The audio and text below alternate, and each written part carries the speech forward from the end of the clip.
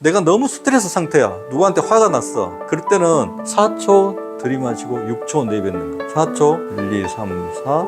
그 다음에 1, 2, 3, 4, 5, 6. 이렇게 6초 내뱉는 거. E형 알려드릴게요. E형 허혈성 뇌졸중에 증상이 비슷해요. 편마비, 언어장애, 시각장애 이런 것들이 오면서 일어나는데 꼭 뇌경색하고 비슷해. 겉으로 봐서 어떤 E형은 어떤 단계냐면 힐링 단계 있죠. 지금 2단계 있죠. 2단계에서 일어나요. 2단계가 되면은 주로 몸에서 부종이 일어납니다. 자, 예를 들면 여기서 꽝 쳤어요. 발목을 꽉 접질렀어요. 넘어졌어요. 그러면은 바로 이 상태가 됩니다. 그래서 치유 단계가 들어간다. 문제가 이제 해결됐다 그러면 발이 붓기 시작합니다. 붓기 시작하면 부종이 와요. 부종이 왔다가 부종을 빼기 위해서 강력하게 짜냅니다. 오줌량도 늘어나고 그러다가 다시 아물기가 들어갑니다. 반드시 이 과정을 겪어요. 그러니까 일반적인 병도 마찬가지지만 심리적인 스트레스도 다 마찬가지예요. 그런데 뇌졸중도 똑같이 CTS 그게 장기화됐어. 아주 길게 장기화돼. 10년, 20년, 1년, 2년 장기화된 갈등, 트라우마, 스트레스가 있다가 치유기에 들어가면 반드시 부종을 동반합니다.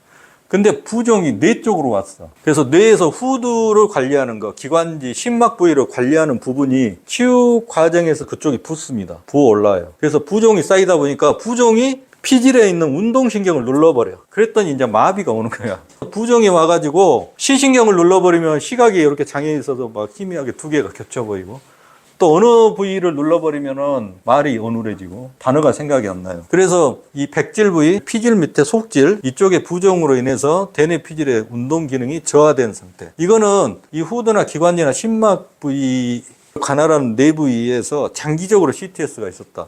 그러면 이 후두 장애 있죠. 기관지 장애 있죠. 우리 이거는 심리에서 뭐냐면 자기 영역 내에서 어떤 분쟁과 다툼이 있는 거예요. 그런 갈등이거든요. 그런 갈등이다 보니까 내가 분쟁과 다툼이 두렵다. 이런 심리를 갖고 있어요. 내가 싸우기가 무서워. 과도한 압도적인 갈등이 힘들다. 이거는 이제 심장을 망가뜨립니다. 위험에 맞서는 게 너무나 공포스럽다. 기관지, 후두에. 말로 표현할 수 없을 정도로 두렵다. 이런 부위가 바로 대뇌의 피질이나 속질 쪽에서 일어나는 갈등인데 이 부위가 치유 단계에 들어가면서 부종이 일어났을 때 압박에 의해서 눌리면서 일어나는 거. 이게 허혈성 뇌졸중하고 비슷한 거예요. 겉으로 봐서는. 그래서 혹시 이런 문제가 있는가 한번 물어보셔야 돼요. 남성성이 강한 사람들이 주로 분쟁하고 다투는데 여성적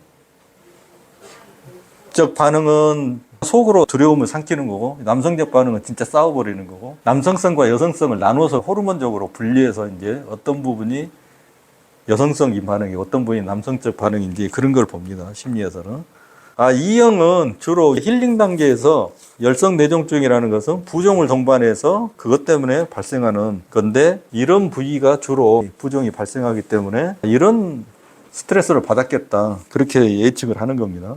세 번째는 출혈된다겠죠. 우리 몸에서 혈관이든 그런 관은 어떤 갈등하고 관계 있냐면 자존감하고 관계 있어요. 그래서 내가 자존감이 떨어진다. 자존감이 떨어지고 자기 비하하고 평가절하되면 그 부위를 보충하기 위해서 더 많은 피를 보내야 돼. 그러려면 혈관이 두꺼워져야 돼, 얇아져야 돼. 얇아져야겠죠. 그래서 세포를 괴사시킵니다. 그런 갈등이 오면 눈에는 안 보이는 현미경적 괴사를 시킵니다. 그래서 뇌피가 줄어들죠. 뇌경이 커지고. 그러면은 전체적으로 혈관의 두께는 두꺼워져요, 얇아져요. 얇아져요. 얇아지는데 다시 또 그 갈등이 끝나면 다시 두꺼워집니다. 그러다가 다시 얇아지면서 균형을 딱 맞아들어요. 근데 또다시 그런 갈등이 와. 그러면 또 얇아져. 얇아져서 두꺼워지려는데 또 갈등이 와. 더 얇아져. 또 갈등이 와. 더 얇아져. 압력이 이제 센 부위에서 이렇게 부풀어 올라와. 그러면 뭐가 돼요? 동맥류가 옵니다. 부풀어 올라요. 이때 고혈압이 같이 동반돼. 그러면은 부풀어 오릅니다. 마침 자존감 갈등이 왔는데 그래서 내막 세포들이 괴사되는데 거기에서 또 고혈압이 동반돼. 그러면 부풀어 올라. 동맥류가 고혈압이나 어떤 갑작스러운 또 충격에 의해서 갑자기 터져버려. 그게 뇌출혈이에요. 그래서 이 자존감 갈등, 자존감을 떨어뜨리게 하고 비하시켜가지고 그 사람의 가치가 떨어뜨리게 하는 것처럼 그 사람을 죽이는 게 없어요. 완전히 자존감을 무너뜨리면 스스로 터져 죽어버려요. 이게 출혈성 뇌출혈은 출혈했다면 거의 죽는 거예요. 피를 빨리 막아주지 않으면. 그러면 어떤 사람은 발 쪽에서 동맥류가 생기고 어떤 사람은 뇌에서 생길까? 그럼 왜 그럴까요? 내가 저 사람보다 똑똑하지 못해. 내가 저 사람보다 지적으로 뒤쳐져 있어. 또 나를 지원해 줄 세력이 없어. 그러면 머리 쪽으로 옵니다. 이 사람이 머리 쪽으로 엄청 신경을 쓰게 돼 있어요. 근데 내가 움직이고 이런 것에서 저 사람한테 뒤떨어져. 그러면 다리 쪽으로 옵니다. 그래서 이 동맥류가 어디에 발생하냐는 그 사람이 어떤 갈등을 겪고 있는지에 따라서 위치가 달라진다는 거예요. 뭐 어깨 쪽으로 온다, 배 쪽으로 온다, 다 그 부위별로 그 부위의 자존감을 꺾어 놓는 거예요. 어떤 부위로 내가 자존감이 상실됐는가에 따라서 부위가 정해진다. 갈등, 트라우마, 스트레스를 정화를 해야 되잖아요. 정화하는 과정에서 반드시 치유기를 겪고 반드시 호전 반응을 겪는다겠죠. 그 호전 반응 때 굉장히 강렬하게 짧게 옵니다. 우리도 감기 나올 때 막 굉장히 열이 날 때가 치유기인데 그때 부들부들 떨잖아요. 너무 고열로 뜨면은 그때가 바로 치유의 위기, 호전 반응이 옵니다. 특히 우리가 근육적으로 마비가 올 때, 풀릴 때 엄청나게 진동합니다. 자율 진동이 일어납니다. CTS를 정화하는 방법은 제 책에서는 주로 이제 호흡이완법을 해라. 호흡이완법처럼 교감신경과 부교감신경을 균형으로 맞추는 게 없다. 또 HRV라는 심박 변이도를 상승시켜줘서 감사 상태로 진입을 시켜주고 심장의 코헤런스를 맞춰서 심장이 부드럽게 리드미컬하게 뛰게 만들어준다. 그래서 그 호흡법은 어떤 호흡법이냐? 1분에 6회를 하는 호흡법. 6번을 하면 이 HRV하고 딱 그 리듬이 맞아요. 이게 HRV의 변화도하고 호흡 속도하고 딱 맞아들는데, 그 뭐 1분에 6번 호흡한다는 건 10초에 한 번이거든요. 그럼 5초 들이마시고 최소 5초를 내뱉어야 돼요. 감사합니다. 또는 1, 2, 3, 4, 5 들이마시고 내쉬고, 이거를 아침에 일어나면 한 번씩 하는 거죠. 또 점심 때 한 번, 뭐 저녁 때 한 번, 이것을 5분에서 10분 정도로 해주면 우리 심장이 안정이 되면서 교감신경, 부교감신경이 딱 균형 맞아져요. 균형 맞아지면은 바로 우리 몸에서는 치유 반응이 일어나고 완전히 모든 게 정상으로 돌아가요. 죽상 동맥 경화반, 그 부분도 이제 대식세포나 이런 면역세포들이 와서 점점 줄여들기 시작합니다. 모든 청소 작업이 일어나. 이해되신가요? 청소 작업이. 내가 너무 스트레스 상태야. 누구한테 화가 났어. 그럴 때는 4초 들이마시고 6초 내뱉는 거. 4초 1, 2, 3, 4, 그 다음에 1, 2, 3, 4, 5, 6. 이렇게 6초 내뱉는 것. 그래서 내 머릿속에는 복잡한데 내 뇌관에서 호흡을 주관하는 이 뇌관을 내가 조정을 해버린 거잖아요. 그래서 자동으로 안정 상태로 내가 만들어버리고, 심박 변이도하고 내 호흡하고 맞으면 그때가 이제 가장 머리가 명석해집니다. 그때 의식이 최적화돼가지고 완벽한 판단을 할 수 있어요. 근데 여러분이 이때가 아니면, 이때 내가 물건 사, 누구하고 결혼할 걸 결정해, 뭐 부동산 투자할 걸 결정해, 회사에 중요한 결정을 해, 다 오판을 해요. 내가 상태가 안 좋은 상태에서 판단을 하기 때문에, 의식 상태가. 그리고 이때가 가장 감사 상태고 가장 행복한 상태고요. 가장 최적화된 상태예요. 그래서 이 호흡을 내가 끌어낼 수만 있다면 치유된다. 그래서 깊게 들이마시고 내쉬면서 호흡을 느끼고 고르게 하면서 기분 좋은 상상을 하면서 심장이 평안해지고 있다. 이렇게 하면 뇌혈관이고 모든 심혈관계가 다 좋아지기 시작합니다. 그래서 이 호흡법을 하루에 최소 5분 정도, 하루에 몇 번 아침 저녁으로 하시든 하면은 내 몸 안에서 다시 정상적으로 치유되고 뇌졸중이 오는 삶은 거의 벗어나지 않을까. 그래서 1번으로 이걸 해야 된다. 그 다음에 영양 설계를 해야 된다. 근데 여기 위에가 시끄럽잖아요. 이제 이 위에 아래내 하부 마인드는 이렇게 조정을 했어요. 상부의 에고 마인드, 이 상부의 마인드는 어떻게 그러면 조정할 건가? 그 조정 기술은 이 책에 아주 잘 설명이 되어 있습니다. 미용 감사 여러 가지 들어보셨죠? 미안합니다. 용서해 주세요. 감사합니다. 사랑합니다.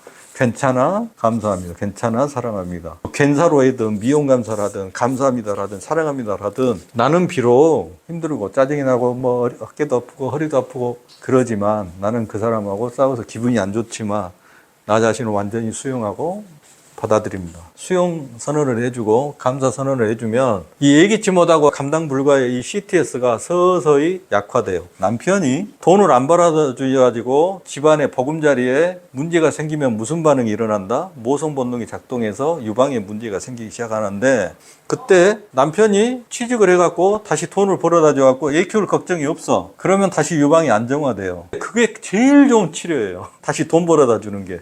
근데 그렇게 돼요, 안 돼요, 실제로? 남편이 계속 백수로 있어. 명퇴당해가지고. 그러면 어때요? 이런 것도 받아들이겠다. 비록 남편이 돈을 안 벌어다 주지만 있는 그대로의 나의 삶을 수용하고 나 자신을 온전히 사랑하고 감사하겠다. 이렇게 선언하면서 계속 정화하다 보면 계속 남편이 맨날 집에서 놀고 있어서 감사합니다, 고맙습니다, 계속 그렇게 하다 보면 정화가 돼버려요. 그것은 서서히 CTS가 꺼져가는 거예요. 그래서 CTS가 문제가 안 될 정도로 꺼져가는 게 이 감사 연습의 주제 100가지가 있습니다. 그래도 안 되는 사람은 이 권에서는 과거의 갈등, 트라우마, 스트레스 또는 지울 수 없는 어떤 잔상 이런 것들 때문에 오는 것들이 주로 강력하게 붙어 있거든요. 그거를 정화하는 것은 기억을 정화해야 돼요. 실제 상황이 아닌데 내 기억 속에 장기화된 거 이런 것들을 정화하는 것들을 좀 더 자세히 다루는 거죠.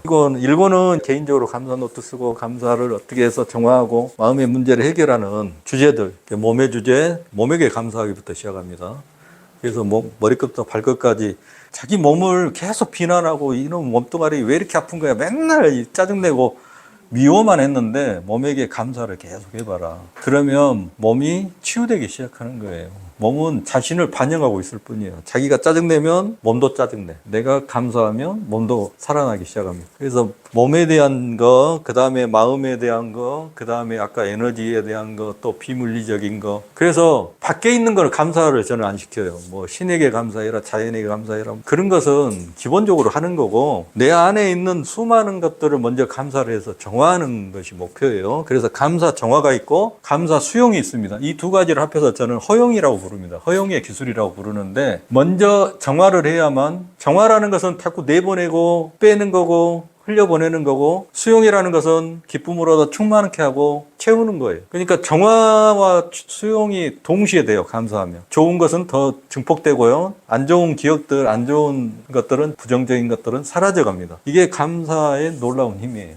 어려운 일이 있을 때마다 감사 연습으로 극복을 했는데 최소한 100일, 200일 정도 쭉 하시면 완전히 마인드가 바뀌고, 아무리 몸이 아프신 분도 한 6개월 정도 감사 연습을 시키면 다 해피하게 됩니다. 그냥 다 몸이 좋아져요. 그거는 너무 많이 체험을 해봤죠. 그래서 뇌졸중의 요인을 갖고 있는 그런 갈등을 가지고 계신 분들도 계속 그걸로 정화시키는 거죠. 예. 그리고 여기 문제가 빨리 해결이 안 돼도 호흡법으로 일단 그 교감신경, 부교감신경을 강제적으로 우리가 균형 맞춰버리면 스트레스 확 받아가지고 뇌경색이 온다든가 뇌출혈이 오는 그런 상황들을 이제 예방을 하는 거죠. 근데 이미 이제 장기화돼갖고 거의 터지기 직전이야. 그러면 이런 강력한 호흡법을 함부로 시키면 안 됩니다. 그리고 혈전용이 하는 그런 효소제도 반드시 의사와 협의하에서 해야 돼요. 왜냐하면 이 작은 혈전으로 풀리면서 이제 돌아다녀 버리거든요, 이게. 그래서 평소에 우리 건강할 때 아까 그 3가지 영양 효소들도 먹어주면서 이런 거를 이제 같이 병행하면 좋겠습니다. 그래서 이거는 지금 건강 설계에 해당되고 자기 자신을 관리하는 영역입니다. 이제 다음 시간에는 이제 이런 것을 완전히 내가 통제하지 못하잖아요. 그래도 내한테 위험 요인이 있다, 가족력이 있다, 유전적인 요인이 있다면 또 여러 가지 이런 기왕력이 있는 분들은 보장 재산을 확보해 놔야 되겠죠. 그런 방법들에 대해서 말씀드리겠습니다. 감사합니다.